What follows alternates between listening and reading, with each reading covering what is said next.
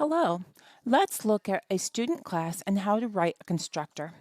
I have a student class here on the screen, and then my instructions say to define a student class that stores name, score on test 1, and score on test 2.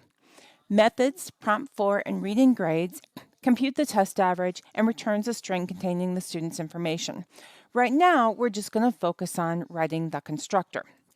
You can see I've already imported Scanner, and I already have my public class student, which is my class header, defined. The first thing I'm going to do is I'm going to put some instance data in there. So I'm going to go ahead and declare instance data. And I can tell just from the description that I need some information about my student object. The first thing it did tell me was I'm going to store the student's name. So my data type would be a string, and I'm just going to use name as my variable. And then I need to store the score of test 1 and test 2. Well, I would say they're going to be integers, because typically teachers would put in a whole number for a test grade. So we'll just call it test 1. And test 2. All right, so now that I've got my instance data, I can go ahead and I can now write my constructor.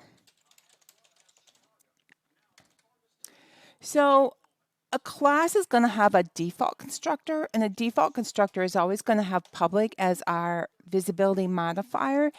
And, oops, that needs a capital S. A constructor always has the same name as the class.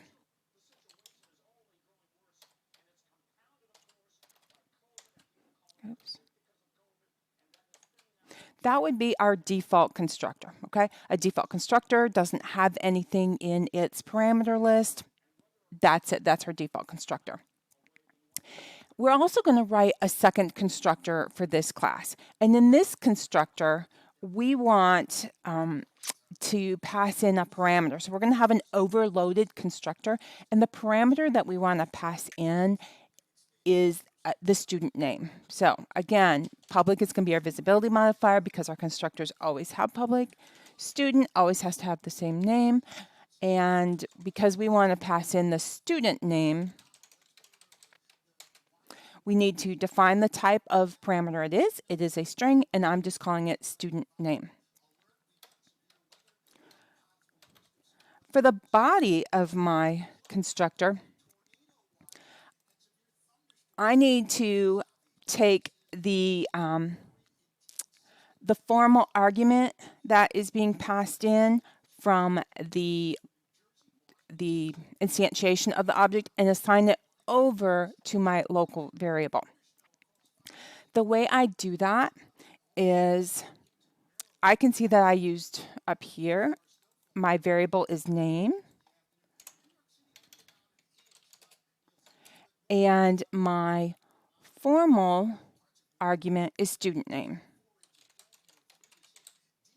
So all I'm doing here is I'm passing information to a local variable. And that's it. We've written a default constructor, and we've written a parameterized constructor.